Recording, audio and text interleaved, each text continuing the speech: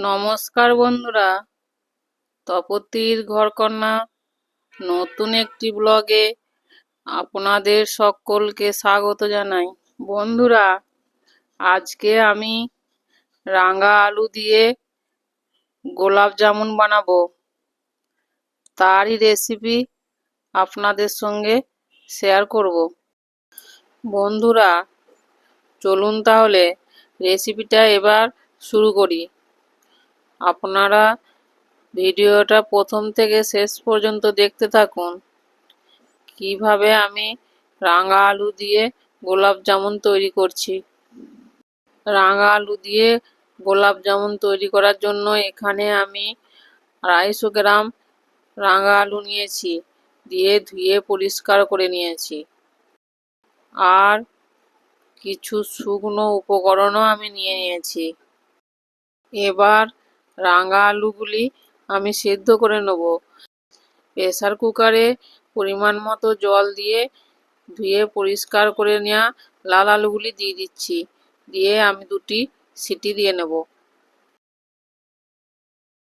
লাল আলুগুলি সিদ্ধ হয়ে গেছে, এবার একটা পাত্রে ঢেলে নিয়েছি। ঠান্ডা হলে দিয়ে ছাড়িয়ে নিচ্ছি।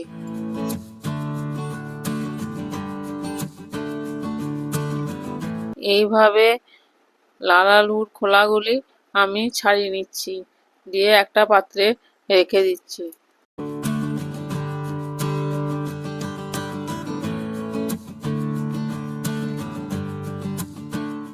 আমার সব রাঙা আলুগুলি ছাড়ানো হয়ে গেছে।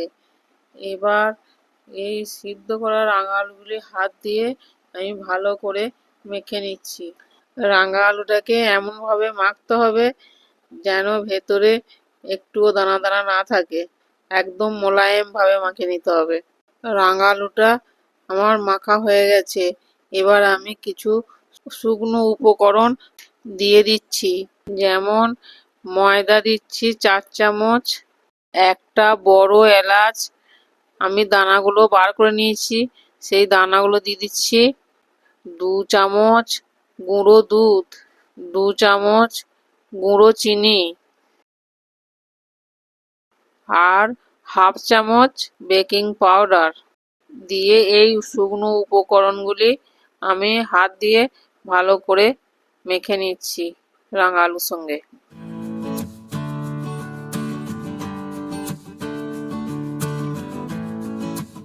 এবার আমি 1 চামচ ঘি দিয়ে দিচ্ছি, ঘিটাও মাখিয়ে নিচ্ছি ভালো করে এর সঙ্গে। গোলাপ জামুন তৈরি করার জন্য মাখাটা একদম রেডি হয়ে গেছে। এবার আমি কিছুক্ষণ ঢাকা দিয়ে রেখে দেব। কিছুক্ষণ পর ঢাকা খুলে দিচ্ছি, দিয়ে মাখাটা আর একবার মেখে নিচ্ছি হাত দিয়ে, দিয়ে হাতে ঘি গুলিয়ে নিচ্ছি। এবার এই মাখা থেকে একটু একটু করে নিয়ে হাতের মধ্যে এইভাবে গোল করে নিচ্ছি, দিয়ে গোলাপ জামুনের শেপ দিয়ে নিচ্ছি। বন্ধুরা, আমি কিন্তু গোলাপ জামুনগুলো মিডিয়াম সাইজের করছি, আপনারা চাইলে এর থেকে বড়ও করতে পারেন। এইভাবে একে একে গোলাপ জামুনগুলো আমি তৈরি করে নিচ্ছি।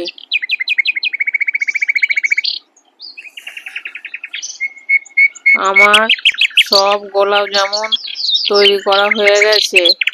250 গ্রাম রাঙা আলুতে আমার 15টা গোলাপ জামুন তৈরি হয়েছে।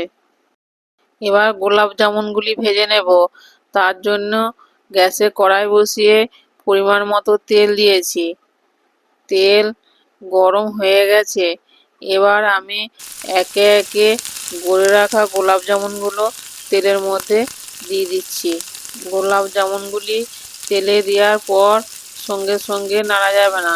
কিছুক্ষণ পর যখন একটু কালার এসে যাবে, তখন হালকা হাতে একটু নাড়াচাড়া করতে হবে। প্রথমবারে যে গোলাপ জামুনগুলি ভাজতে দিয়েছিলাম, সেইগুলি ভাজা হয়ে গেছে। এর থেকে বেশি লাল লাল করে ভাজবো না, তাহলে কড়া হয়ে যাবে, দিয়ে কালো জাম হয়ে যাবে, সেগুলো আর গোলাপ জামুন থাকবে না। তাই এরকম ভাবে তুলে নিয়েছি। এবার চিনির রসটা তৈরি করে নেব। তাই 1 বাটি চিনি দিয়েছি, ওজন করলে 250 গ্রাম হবে, আর হাফ বাটি জল দিচ্ছি, দিয়ে রসটা আমি তৈরি করে নিচ্ছি। এইভাবে নাড়াচাড়া করে চিনিটাকে আমি গলিয়ে নিচ্ছি। চিনিটা গলে গেলেই রসটা তৈরি হয়ে যাবে, বেশিক্ষণ রস তৈরি করতে লাগবে না। ওইদিকে দ্বিতীয়বারে গোলাপ জামুনগুলি ভাজা হয়ে গেছে, তুলে নিচ্ছি।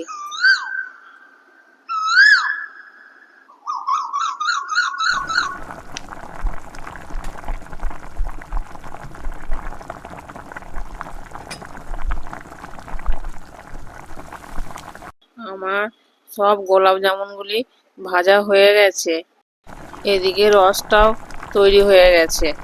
গোলাপ জামুনের জন্য রসটা একটা বা দুটা কিছুই হবে না, একটু চটচটে হলেই রসটা তৈরি হয়ে যাবে।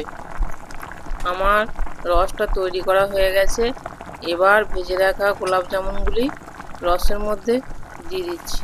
রসের মধ্যে গোলাপ জামুনগুলো দিয়ে নাড়াচাড়া করে নিচ্ছি, দিয়ে একটু ফুটিয়ে নিচ্ছি।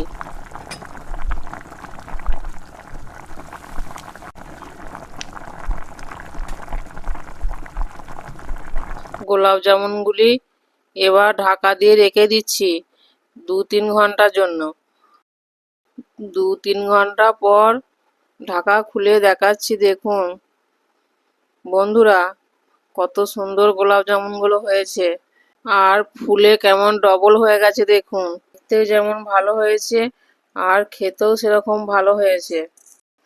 বন্ধুরা আপনারা একবার বাড়িতে বানিয়ে দেখবেন রাঙা আলু দিয়ে গোলাপ জামুন, আর খেয়ে বলবেন কেমন হয়েছে। কিছুটা কাজু আমি এখানে টুকরো টুকরো করে গোলাপ জামুনের ওপর দিয়ে দিয়েছি, দেখতে ভালো লাগার জন্য। আপনারা দিতেও পারেন, আবার না দিতেও পারেন। আমার কাছে ছিল বলে তাই আমি দিয়েছি। বন্ধুরা দেখুন একটা গোলাপ জামুন কেটে দেখাচ্ছি, কেমন ভেতরটা নরম আর স্পঞ্জি হয়েছে, আর রসে একবারে টইটুম্বুর হয়ে গেছে বন্ধুরা, মুখে দিলেই মিলিয়ে যাবে। বন্ধুরা গোলাপ জামুন তো দোকান থেকে অনেক কিনে খেয়েছেন, একবার রাঙা আলু দিয়ে গোলাপ জামুন বানিয়ে দেখুন, আর দোকান থেকে কিনে খেতে হবে না। না বললে ধরতেই পারবে না যে এগুলো রাঙা আলু দিয়ে গোলাপ জামুন করেছি। বাড়িতে গোলাপ জামুন বানিয়ে খেলে তার স্বাদই আলাদা, আর খুব কম উপকরণ দিয়েও তৈরি করা যায়। আপনারাও বাড়িতে বানিয়ে খান আর সকলকে খাওয়ান। আর আমার ভিডিওটি ভালো লাগলে অবশ্যই লাইক, কমেন্ট, শেয়ার, সাবস্ক্রাইব করবেন। আজ এই পর্যন্তই, আবার দেখা হবে অন্য কোনো ব্লগে, অন্য কোনো রেসিপি নিয়ে। ততক্ষণ সকলে ভালো থাকবেন, সুস্থ থাকবেন।